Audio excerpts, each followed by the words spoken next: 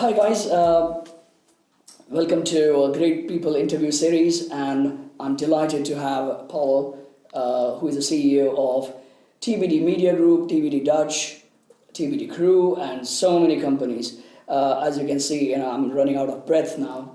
I'm taking those names. So let me hand it over to Paolo to introduce himself a little better.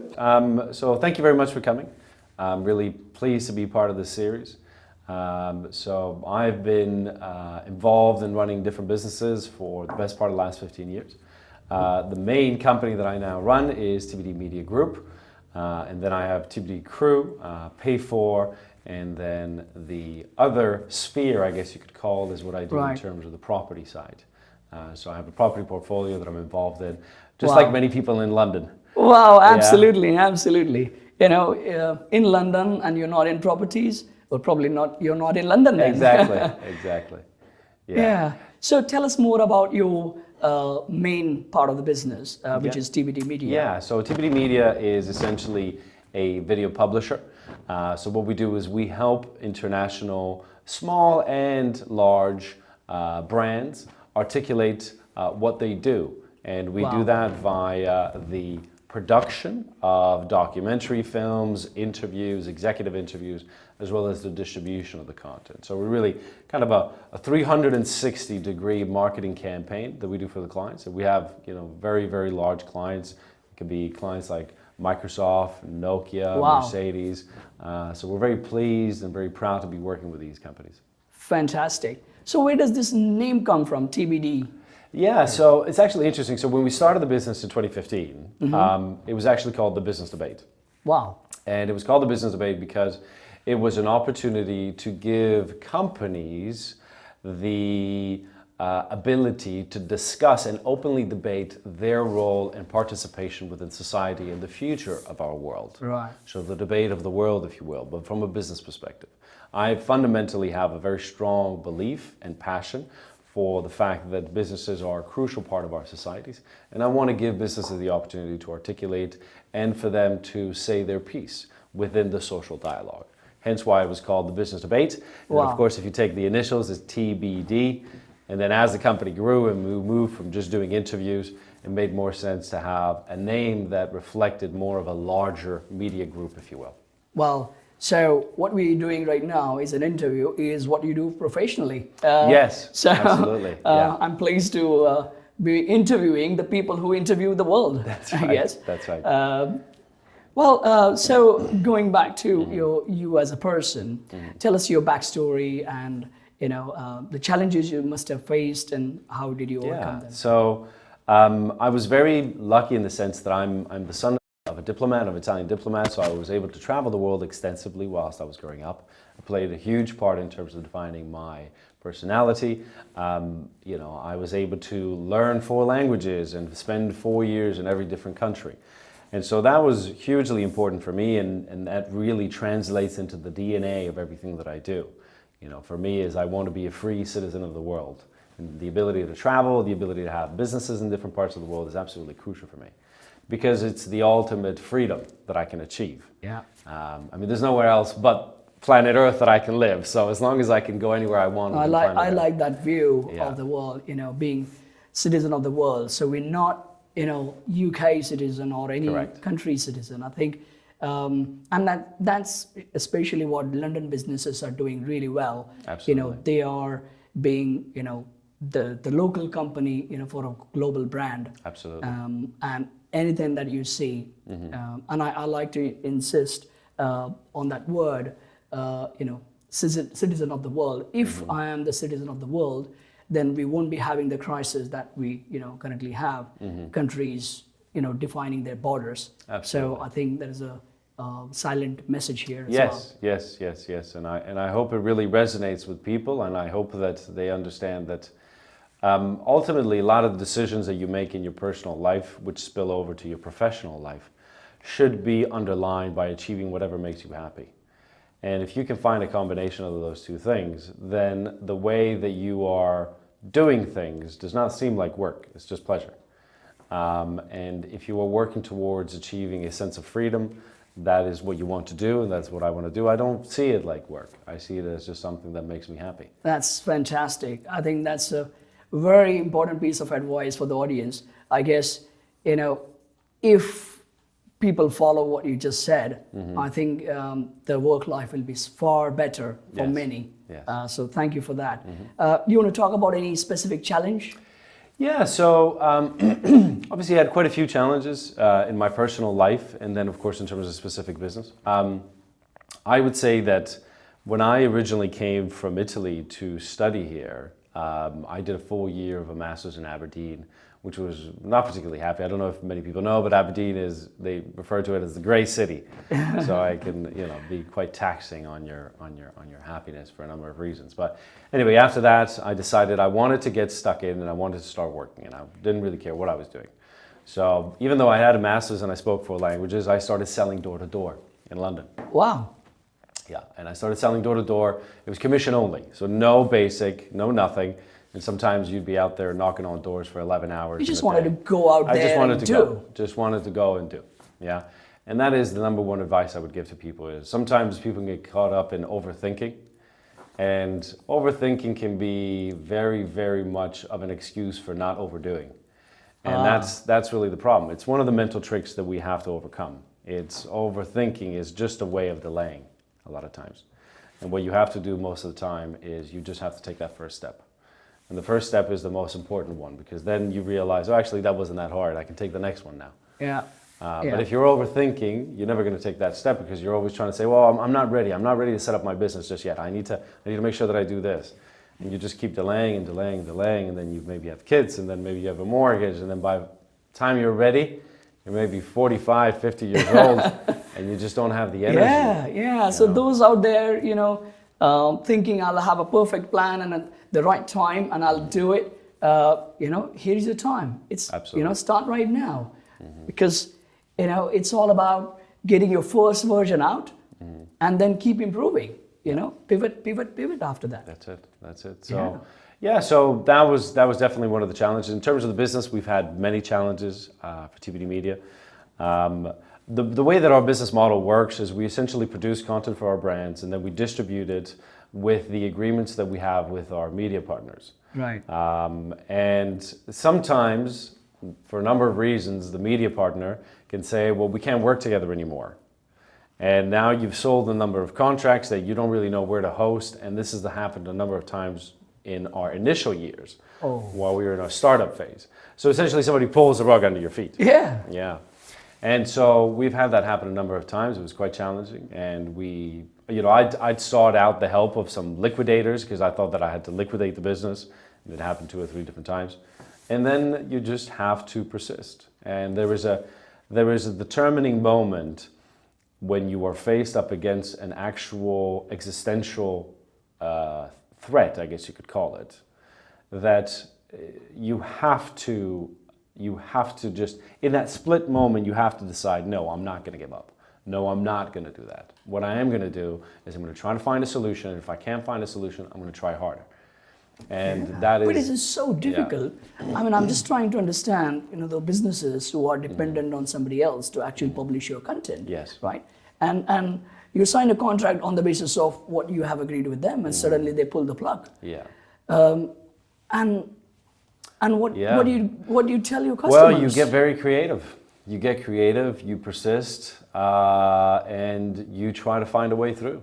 And this is just the way that, whether you're in this particular kind of business or whether you're in a manufacturing business or any kind of business, the reality is you as a business solve problems and offer solutions. That's what you do as a business. Every business ultimately, in one way or the other, add values to the person who's paying you for that service, right? Absolutely. And you have to find a way to overcome problems, because overcoming problems is actually going to help you to become a better business in and of itself. Yeah. Nice. And so, that tells me, why you are a CEO of so many businesses and why you're able to lead all these organizations at the same time, number of businesses.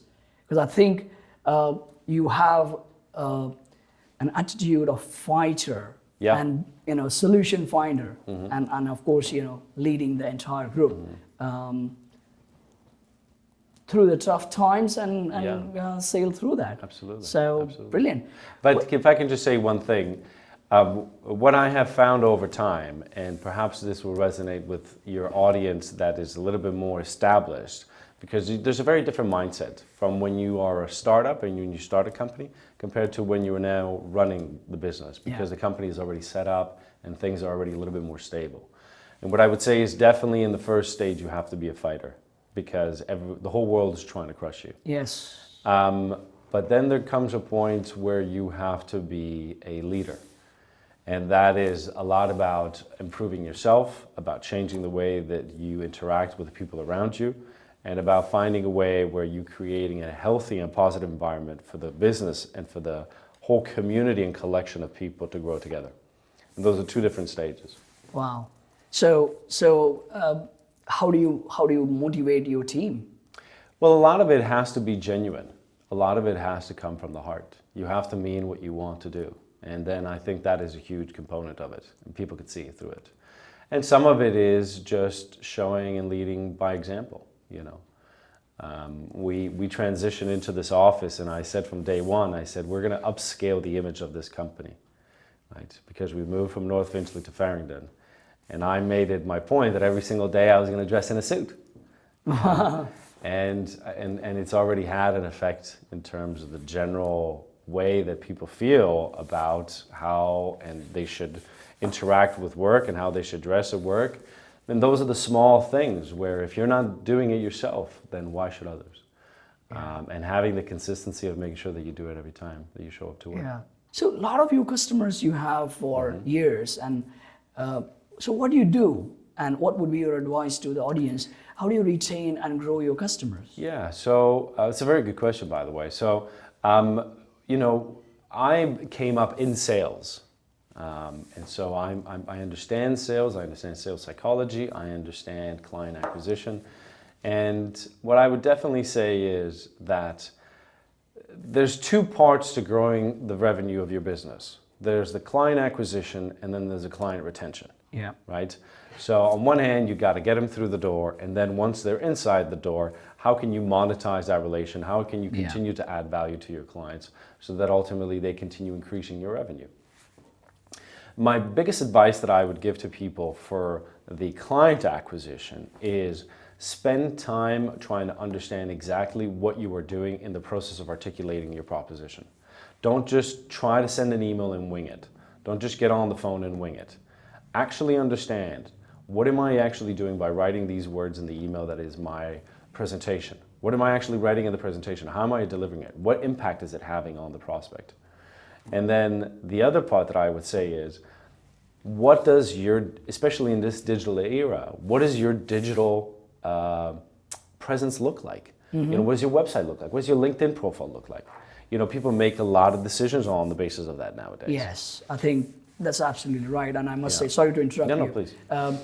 When I looked at, you know, TBD Media logo, right, I was like, wow.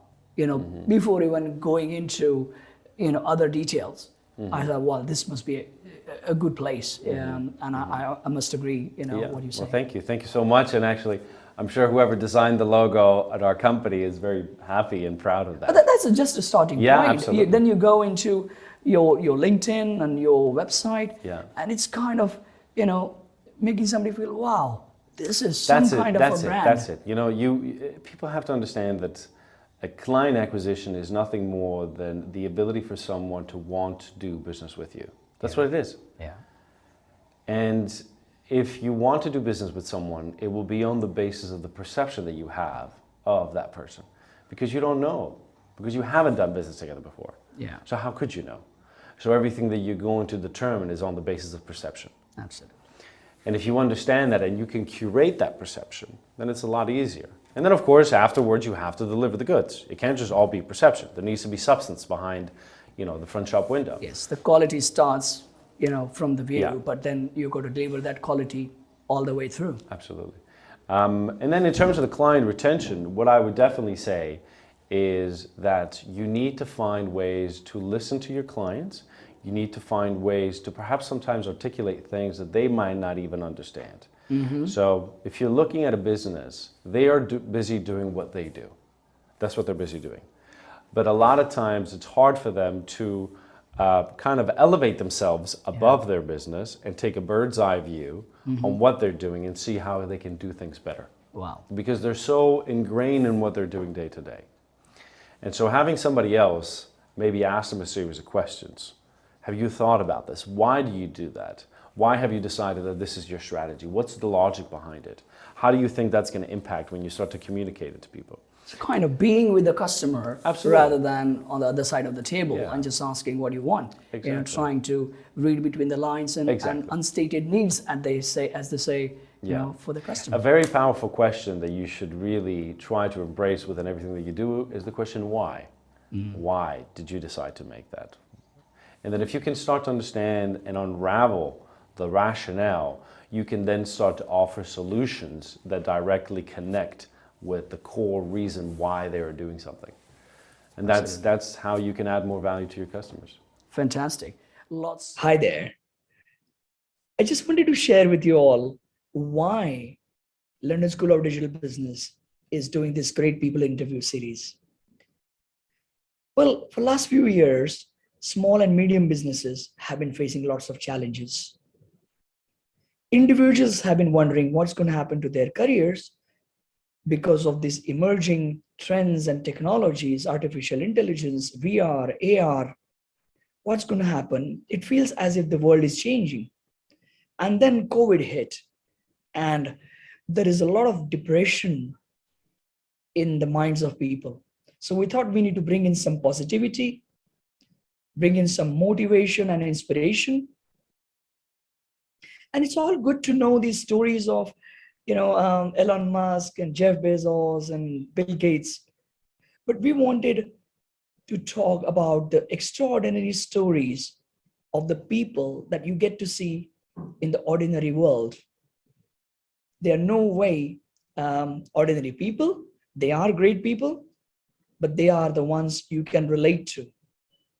Hence, we thought this is something that we want to bring in to increase the chances of success for many, motivate them, give them the insights. And I'm so happy to share that every leader has shared completely unique and different insights because their situations have been different.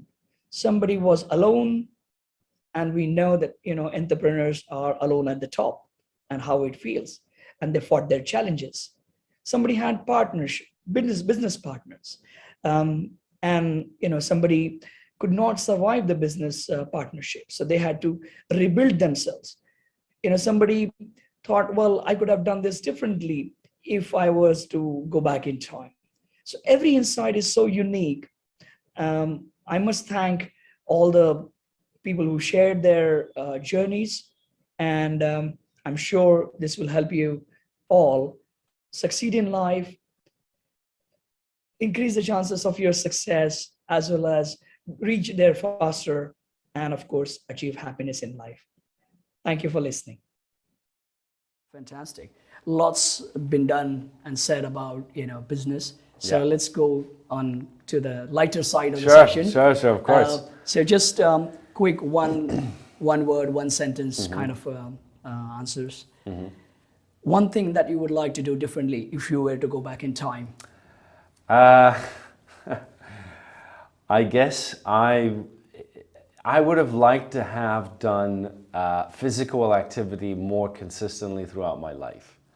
I was very athletic up until I was 20, 22, and then I stopped. And then I recently started being, quite athletic and trying to be quite physical again. And I was like, why didn't I do this throughout the last 10 years of my life? This would have been so good for me. Any specific sport that you follow? Look, I did boxing for a very long time. Maybe that's where my fighting comes from. But just anything. Just do something. Wow. Do something. Do something physical that makes you sweat, makes you feel good, makes you feel like you've achieved something. Your favorite holiday destination? Holiday destination? I don't know. I like traveling the world. I like seeing new things. I don't have one particular place. You're an explorer. Yeah.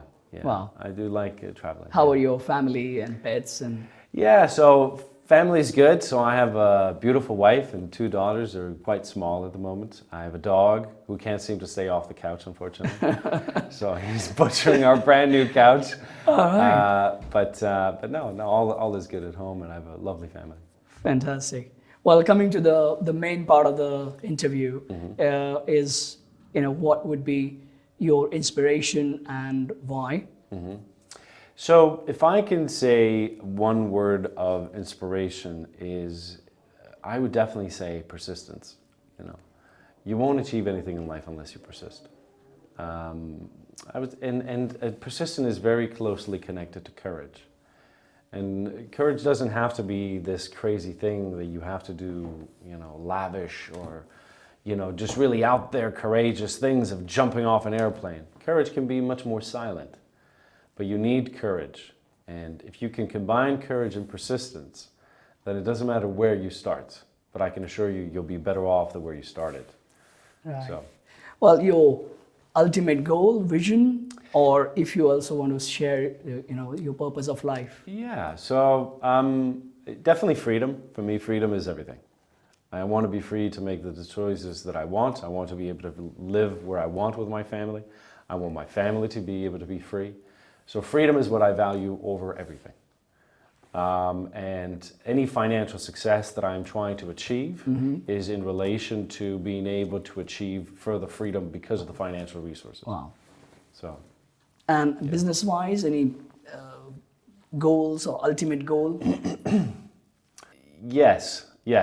I would definitely say that the ultimate goal for TBD Media is to become the de facto B2B video content producer in the world. So when you think of B2B video production, you should automatically be thinking TBD Media. Wow. That's what I want people to have. In terms of the wider scale, I would like one day to be able to have some form of influence into politics. I don't know if it's myself directly, I don't know if it's as someone who publishes content that is related to politics, but that's a personal hobby of mine that I would like to perhaps do something about one day. Wow, fantastic. So I think there is a lot of advice, throughout this interview, and lots to learn for our audience as well. I know, you have very busy schedule, and thank you for, taking out this time. My pleasure. Thank you very much for coming. Thank you. It was really a nice interview, and viewers, thank you so much for being here. Thank you. Thank you.